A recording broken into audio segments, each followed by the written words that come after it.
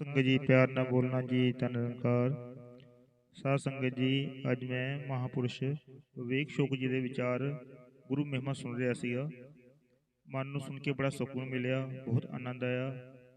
ਆਪ ਸਭ ਵੀ ਸ਼ਰਵਣ ਕਰੋ, गुरु ਦੀ ਕਿਰਪा प्राप्त करो। धन निरंकार जी। सत्संगत जी प्यार से बोलिए धन धन निरंकार। निरंकार जी। सत्संगत, आप महापुरुषों के दर्शन करने का ये सौभाग्य जो मिला है। सत्संगत, अभी थोड़ी देर पहले भी महात्मा ऐसा ही जिक्र कर रहे थे कि प्रभु की कृपा हो तो ये रहमत बख्शिश मिलती है। सत्संगत दास सुन रहा था, दास के मन में यही विचार आ रहा था कि बख्शिश करो कि प्रभु की कृपा को भी हम अपने हिसाब से डिफाइन ना करें, क्योंकि सत्संगत प्रभु की कृपा ही हो रही है जो कुछ भी हो रहा है। मैंने अपने मुताबिक कुछ चीज़ों को प्रभु की कृपा का नाम दे दिया, कुछ चीज़ों को प्रभु का प्रकोप कह दिया। ये प्रकोप करना तो जानते ही नहीं, इनका स्वभाव ही नहीं है। ये सज़ा नहीं देते, ये सिर्फ बख्शनहार हैं, ये जज नहीं हैं। मेरी गलती है, मैं ऐसा कह देता हूँ। इनके पास सत्संगत जिसे सरापा कहते हैं, सर से पांव तक सिर्फ रहमत ही रहमत है, सिर्फ कृपा ही कृपा है। ये आए ही दुनिया में इस काम से हैं। अब आगे जो ये अपनी कृपा से अपने ढंग से जो कर रहे हैं वो फिर कहीं मेरी परिभाषा पे पूरा उतरता है, कहीं मेरी परिभाषा पे पूरा नहीं उतरता। जो मेरे मुताबिक हो जाता है वो प्रभु कृपा हो जाती है, जो मेरे मुताबिक नहीं होता उसका मैं कोई ना कोई कारण ढूंढता हूँ, और कोई कारण ना मिले तो खुद को कारण ढूंढता हूँ, अपने कर्मों को दोष देता हूँ, कोई कारण ना मिले तो परमात्मा पे ही गिला कर देता हूँ, किस्मत को कोस लेता हूँ। किसी न किसी तरह अपने आप को ही उस उधेड़ बुन में खुद ही डालता हूँ, खुद ही निकालने का प्रयास करता हूँ। और मालिक हंस रहा होता है कि तू करता रहे भाई, ये जोड़ तोड़ करता रहे। लेकिन सत्संगत जो इन सभी सोच विचारों से परे हट जाते हैं, सादा हो जाते हैं, वो बच जाते हैं। बात कई बार सुनने में देखने में बहुत हास्यप्रद लगती है, लेकिन मर्म बहुत बड़ा होता है। आप जानते हैं सत्संगत, हमारे प्रेमी गीतकार जी डफली वाले, वो एक बार बहुत पुरानी बात है, हुजूर सच्चे पातशाह बरामदे में खड़े थे, नमस्कार चल रही थी। बच्चे उनके छोटे छोटे थे, 3 बच्चे, तीनों बेटों को साथ में लेकर आए। सत्संगत दुपट्टा भी हाथ में था बच्चे के, प्रसाद का डब्बा भी था। अब वो रोजाना हर वक्त वहां रहने वाला महात्मा अपने परिवार को साथ में लेकर आया था, तो हम सब जो पास में खड़े थे हमने भी पूछा, क्या बात है प्रेमी जी, कोई खुशखबरी? बस महाराज बड़ी बख्शिश है, बड़ी कृपा है। बाबा जी के पास ले आए, सत्संगत बाबा जी को नमस्कार कराई, और जैसा उनका अंदाज था बात करने का, अपने बच्चों को कह रहे हैं, कहते बेटा दुपट्टा डालो। हाथ जोड़े, दुपट्टा डाला, बेटा प्रसाद प्रसाद। तो बाबा जी ने पूछ लिया, हाँ भाई क्या हुआ? बाबा जी आप जी की कृपा से तीनों फेल हो गए।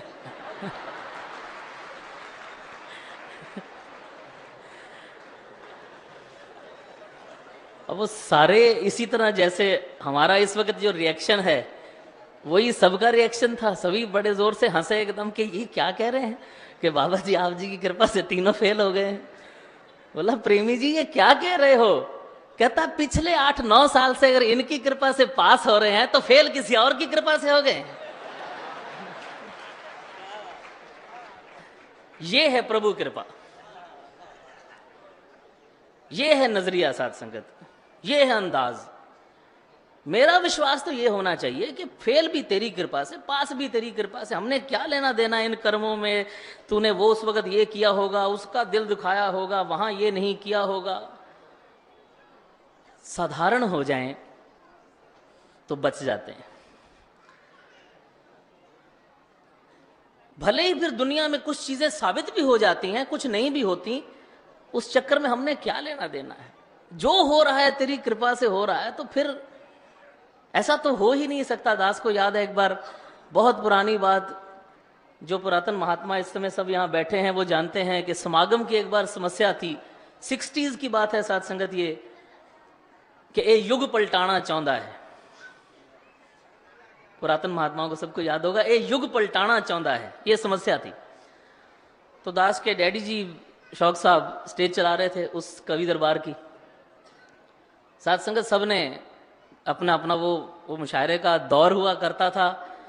आप सभी उन सभी पुरातन महात्माओं से वाकिफ हैं। कहीं कमला जी हैं तो कहीं साकी जी हैं तो कहीं अलमस्त जी हैं तो कहीं साथ संगत महरम जी हैं तो शांत जी हैं तो मान जी हैं। साथ संगत वो सारा का सारा उस तरह हर महात्मा कविता पढ़ रहा है, और पढ़ते पढ़ते साकी साहब का नाम लिया, और उसके बाद अंतिम जो रचना थी वो कमला जी की हुआ करती थी, हम सब जानते हैं। तो साकी साहब ने अपनी कविता, अपनी गज़ल पढ़ने के बाद कह दिया कि मैं ज़हमत सुखन दे रहा हूँ शौक साहब को, कि इससे पहले कि इख्तिताम को पहुँचे, वो उर्दू उनका एक ख़ास अंग हुआ करता था कि आज का ये मुशायरा, ये कवि दरबार ख़त्म हो, कमला जी की कविता से पहले मैं गुजारिश करूँगा कि जनाब शौक साहब आएँ और वो भी अपना कलाम पढ़े। स्टेज पे आए, खड़े हुए, कहने लगे, साथ संगत इस वार ते समस्या दे नाल राबता ही कायम नहीं होया। साढ़े बड़े हैरान हुए कि शायद क्यों नहीं, बड़ा जोर लगाया है पर समस्या दे नाल दास दा राबता, कनैक्शन नहीं बनया। ये युग पलटाना चाहता है।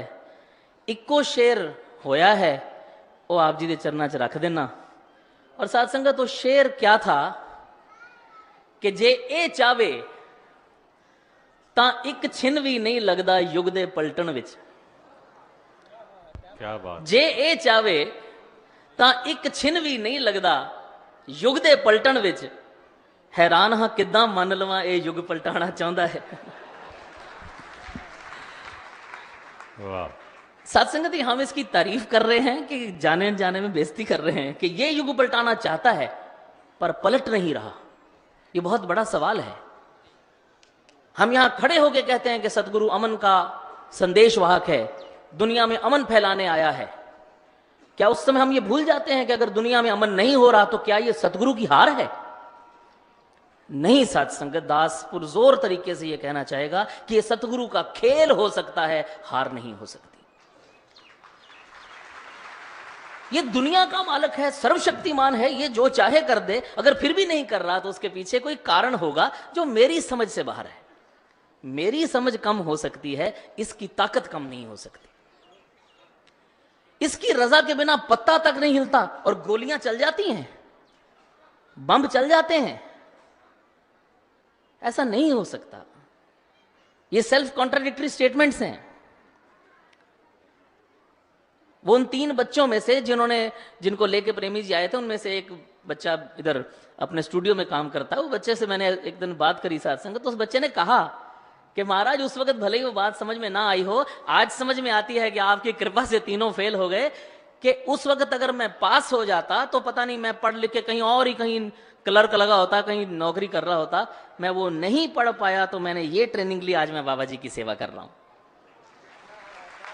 तो इनकी कृपा से फेल हुआ मैं उस दिन, और आज मेरे को इनकी सेवा मिली। हम नहीं जानते साथ संगत कि आगे मेरी स्टोरी क्या है, आगे मेरी कहानी क्या है। मैं परेशान होता हूं, मेरा बच्चा पढ़ नहीं रहा, बच्ची की शादी नहीं हो रही, ये नहीं हो रहा, वो नहीं हो रहा।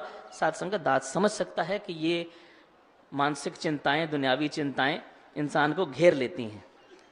लेकिन आओ साथ संगत इनके चरणों से यही मांगे कि सच्चे पातशाह, क्या सिर्फ मेरी जबान ही कहती है कि जो तुद भावे साई भली कार? जो नहीं पढ़ रहा वो नहीं पढ़ने के लिए बना होगा भाई, मैं उसे जबरदस्ती क्यों पढ़ा रहा हूं? जिसकी शादी नहीं हो रही उसकी शादी होना शायद उसके लिए कोई और ही नुकसान का कारण होगा, मैं क्यों जबरदस्ती कर रहा हूं? जो हो रहा है उसे होने दूं, करने वाला खुद करेगा। जो बीच में मेरा जोर लगता है साथ संगत, वो कभी कभी मुझे परेशान भी करता है और नुकसान भी करता है। बख्शिश करो साथ संगत के जो ये कर रहा है आज साथ संगत, वो कई एसएमएस का जमाना है, फेसबुक का जमाना है, बीबीएम्स का जमाना है, जल्दी से हर चीज कम्युनिकेट हो जाती है। तो एक इसी तरह का एक मैसेज आपको भी कहीं ना कहीं जरूर आया हो। ऐसी एक उदाहरण के तौर पे ध्यान में आ गया कि एक मैसेज आया कि जी सक्सेस इसे कहते हैं कि 1988 में सचिन तेंदुलकर साहब अपनी 10वीं कक्षा में फेल हो गए थे और आज महाराष्ट्र बोर्ड में 2009 में सचिन तेंदुलकर साहब के ऊपर एक चैप्टर है जिसे बच्चे पढ़ते हैं उसी क्लास में। अब उस दिन जिस दिन वो फेल हुए होंगे उस दिन तो कहा होगा बड़ा नालायक बच्चा है भाई, उनके माँ बाप ने भी कहा होगा शायद पता नहीं क्यों नहीं पढ़ रहा, ये पढ़ता नहीं है, बाबा जी कृपा करो। वो बना किसी और काम के लिए था, उसे सचिन तेंदुलकर बनना था, हमें क्या पता किसकी क्या कहानी है, आगे जाके क्या होना है। मैं पहले से उसको डिफाइन कर देता हूं, ये वरदान है, ये श्राप है, ये कृपा है, ये प्रकोप है, ये इनाम है, ये सजा है। साथ संगत उन्होंने लिख दिया है कि जिस ठाकर से ना ही चारा, ताको की जो सद नमस्कारा। वाह। साथ संगत और एक लाइन बड़ी कमाल की, सब कुछ तो लिखा हुआ है कि जो गुर कहे सो कार कमावो, गुरु की करनी काहे धावो। हमने क्या लेना है, जो कह रहे हैं चुप करके करते चले जाएं, उसको ज्यादा समझने की कोशिश करके फंस जाते हैं। ये बुद्धियां, ये अकलें, ये सियाणपें, ये साथ संगत अकलां सोचा पहुंच ना सकन, मेरा दी बेहदी ते मेर करे जे आप स्वामी, रंक बहा दे गद्दी ते। कौन पूछने वाला है, इनको समझा नहीं जा सकता। दास के डैडी ये कहा करते थे कि this is one line, this is one field in which clarity is directly proportional to confusion. जितना क्लियर होने का प्रयास करोगे उतने कंफ्यूज होते चले जाओगे। इसलिए सब अकल से अणब छोड़ के पोले पा मिले रघुराया, चतुराइयां किने ना पाया। ये इंटेलेक्ट की बातें, ये चतुरता की बातें, बख्शिश करो साथ संगत, इनको छोड़ के इनके सामने संपूर्ण समर्पण हो जाए, आसान हो जाती है जिंदगी, आनंद ही आनंद हो जाता है। हर तरफ देख के खुशी होती है, किसी को देख के तकलीफ नहीं होती, किसी को देख के ये मुस्कुराहट रुकती नहीं। अंत में बस वही कह के आपसे इजाजत चाहूंगा कि किसी ने पूछ लिया कि फिर इस लाइन पे चलते हुए क्या निशानी है, मुझे कैसे पता लगे कि मैं ठीक जा रहा हूं, मेरी हेल्थ ठीक है, मैं हेल्दी हूं। तो दास को उस समय और तो कुछ सूझा नहीं, सिर्फ यही दास ने बेनती की कि भाई साहब जी यहां खड़े होकर चारों तरफ नजर दौड़ाओ और वो चेहरे गिनो जिन चेहरों को देख के आपका आनंद खराब होता है। ऐसे देख रहे खुश हो रहे, खुश हो रहे, खुश हो रहे, ऐ किथों आ गया है। जितने जिंदगी में वो चेहरे कम है उतने आप ठीक जा रहे हो।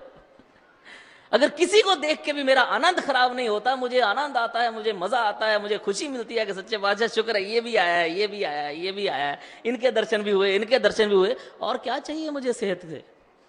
यही गुरसिक की सेहत है। और जहां मेरे मन में कड़वाहट आती है कि ये ऐसे क्यों बैठा है, ये ऐसे क्यों खड़ा है, ये क्यों आया है, ये क्यों नहीं गया, ये क्या कर रहा है, इसने क्या पहना है, इसने क्या बोला है, वो जितनी तकलीफें मैंने अपने अंदर घेर रखी हैं, समझ लीजिए उतनी मेरी सेहत खराब है।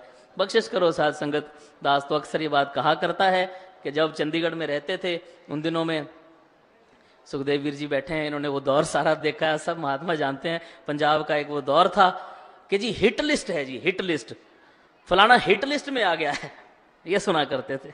दास एक दिन सोच रहा था कि हिट लिस्ट तो चलो छोड़ो, अपनी जिंदगी के हेट लिस्ट बनाएं कि कितने लोगों को हेट करता हूं। वो जो हेट लिस्ट है एक बार बना के देखें। दास ने एक बार बाहर भी ये बात चरणों में रखी थी, हेट लिस्ट बनाएं एक थोड़ा टाइम निकाल के, ये मुझे अच्छा नहीं लगता, ये अच्छा नहीं लगता, ये अच्छा नहीं लगता। कितने होंगे? 5, 10, 50, 100, इससे ज्यादा कहां होंगे? फिर उनके सामने कारण लिखें, मुझे क्यों अच्छा नहीं लगता। ये मेरे पैसे ले गया, ये मेरे से ठीक तरह बात नहीं करता, मैं संगत में जाता हूं ये मुझे टाइम नहीं देता। ऐसे ऐसे कारण मिलेंगे साथ संगत, यकीन कीजिए ऐसे ऐसे कारण मिलेंगे। इसकी तो मुझे शक्ल ही अच्छी नहीं लगती, उसमें उसका क्या कसूर है जिसकी शक्ल ही अच्छी नहीं लगती? कारण लिख लें सारे एक बार उस हेट लिस्ट में कि कौन क्यों अच्छा नहीं लगता। ए तो मैनू वैसे नहीं चंगा लगता, चलो लिख लो, वो भी लिख लो।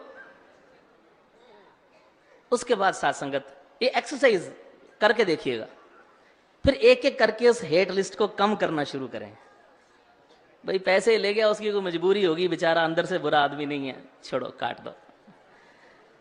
गाली दे गया, पता नहीं उस वक्त उसका ब्लड प्रेशर हाई होगा, छोड़ो चलो माफ कर दो। महापुरुषों ने संगत में टाइम नहीं दिया, मैं संगत सुनने जाता हूं कि बोलने जाता हूं, महापुरुषों की भी मजबूरियां होंगी। नहीं नहीं, ये भी काटो। इसकी शक्ल ही अच्छी नहीं लगती तो शक्ल उसकी थोड़ी है भाई, उसको जैसी दी गई है वैसी है। एक एक करके उस हेट लिस्ट को कम करें। साध संगत वो जितनी जितनी कम होगी, वो रिक्त स्थान सिर्फ और सिर्फ आनंद से भरेगा, सिर्फ और सिर्फ खुशियों से भरेगा, सिर्फ और सिर्फ रहमतों से भरेगा। जिस दिन साध संगत वो मेरी हेट लिस्ट खत्म हो जाती है, भरपूर आनंद हो जाता है। फिर मैं दुनिया में राजा हूं, फिर मैं बादशाह हूं, फिर मुझे क्या लेना देना। जब मुझे कोई जिंदगी में डिस्टर्ब ही नहीं कर सकता, किसी की प्रेजेंस मुझे डिस्टर्ब नहीं कर सकती, तो हर तरफ से क्या मिलेगा? सिर्फ खुशी मिलेगी, सिर्फ आनंद मिलेगा। इधर ही है, मौजूद है, मुझे लेना नहीं आता। सतगुरु बार बार सिखा रहे हैं। अब तो सीधा सीधा डायरेक्ट कहना शुरू कर दिया, आगे तो इशारों में बात करते थे। वो जमाना था कि शौक साहब ने लिखा था कि इशारे शौक सारे तू शाही फरमान कर समझी, मेरी सरकार दा लिखती कोई दस्तूर नहीं होंदा। आज तो लिखती भी है, वर्बल भी है, सीधा सीधा कह रहे हैं। कृपा करो साध संगत, सुन भी पाएं, समझ भी पाएं और मान भी पाएं। साध संगत प्यार से बोलिए।